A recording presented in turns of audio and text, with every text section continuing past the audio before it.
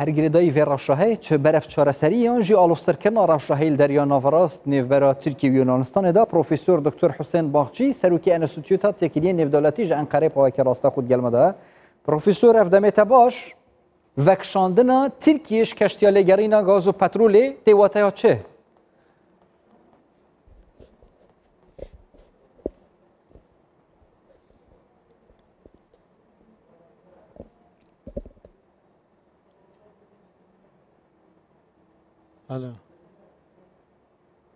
Eger pirzgirêka dengî çareser be me haş dengê profesör hebe ev mijarger me taybetî jî pirzgirêka peywendiyê çi bû gel profesör diyare ev rû bextê me nayê nizanim destpêkê me got min nalînî wergirên dovra profesör hat divê carê peywendî qudwamê zêdetir ser vê mijarê rawistîn lê demê bêt profesör wê gelme da be zêdetir jaliyê yani evên rewşê şûpînin ji bûyî me şirove bike profesör ev demeya baş dubare eger dengê me bigehete pirzgirêka dengê ez barim cemte jî çareser bû ev pêngava Tirkî ku jaliyê Yunanistanê ve erênî başî hatiye şirovekirin ji vekşandina yani keştiya petrol û gazê tê wateya çi? Çeviri gelmiyor bana.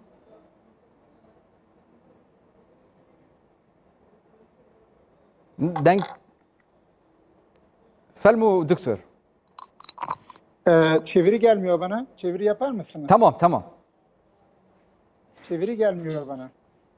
Doktor, mebesta min ew bû ev pêngava niha Tirkiye haveştî tê wateya çi? Tê wateya xwe vekşandina temamî ji dirûzbûna alûziya yan jî Türkiye ile NATO arasında başlayan müzakereler için alınan Türkiye û NATO'ya da danûstandan dest pêkirin. Ev gav ji bo wê ye arasında görüşmeler başladı.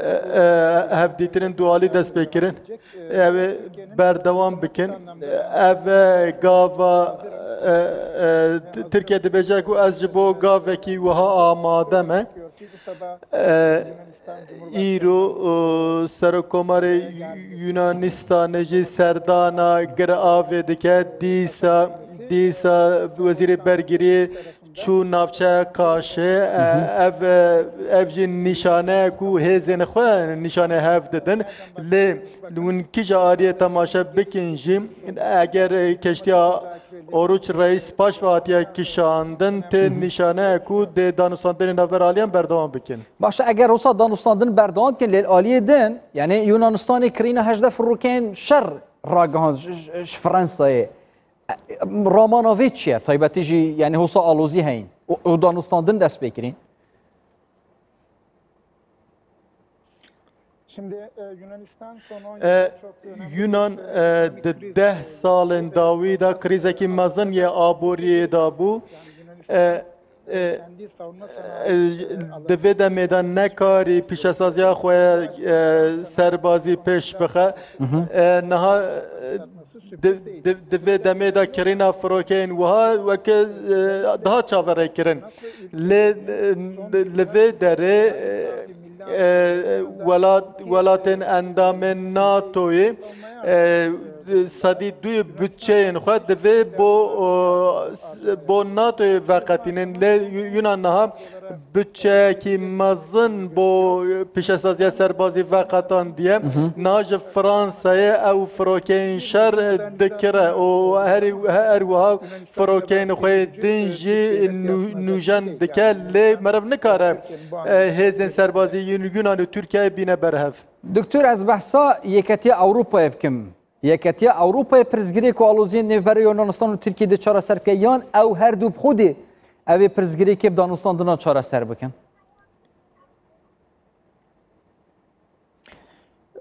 Sorunların çözülmesi konuşulacak öncelikli olarak ama diplomasiye devam edecek. Divê diplomasî berdewam bike lê pirsgirêk bawekî lezgî nayên çareser kirin her wiha danûstandinên Yekîtiya Ewropa jî dê berdewam bike dibe ku tengezarî mezin jî bibe carna dakeve jî lê ez rê nadim şerekî pevçûnekî serbazî hem Yekîtiya Ewropa hem jî NATO ketiya navberê her Yunanistan û Tirkiye endamên NATOyê ne şerê navbera her du welatan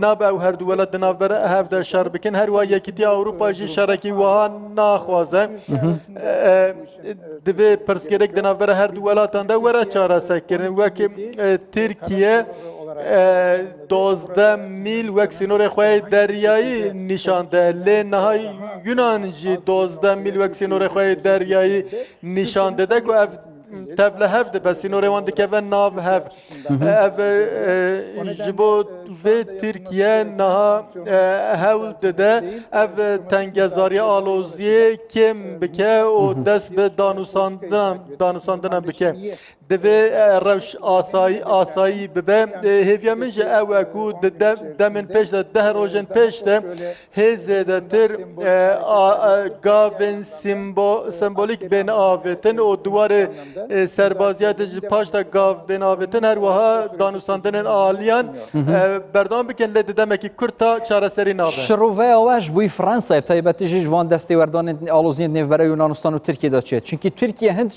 Yunanistanê êciz nîne hindî ji Fransayê êciz e.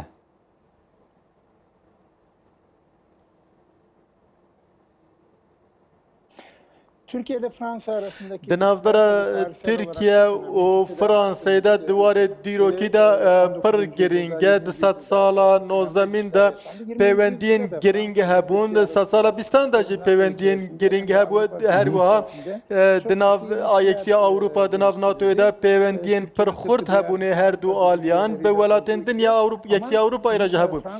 Lê Fransa rewşekî taybetê Fransayê heye. Fransa taybet dema ku Britanya ji Yekîtiya Ewropa derket Fransa bu hêza yekemin ya Yekîtiya Ewropayê her wiha endama 5 welatên netewniya girtiye. Almanya diwarê aboriyê da Yekîtiya Ewropa rêvev dide lê Fransa jî diwarê serbaziyê da hêza yekemin ya Yekîtiya Ewropayê dixwaze vê rolê bilîze. Di vê warê de Yunan firsetekî mezin bi Fransayê re dît. Di navbera nakokiya navbera Macron û Erdogan her du serokan ne tiştekî nû ye demên dirêj berdewam dike. Lê navbera Fransa û Tirkiye divê werin bahev bi hev re biaxivin rewşê asayî bikin. Lê ev jî Tirkiye jî Fransa jî her du jî welatên deryayê neverastê ne û pêşhatên dawî li navçeya her du welatan bandor berjandîn her du welatan dikin. Kurtî dawiyê de pirsgirêk û alozî bigehte wî asta êdî du seberev dadgeha Lihayê vepçeyan jî Tirkiye lê nagere.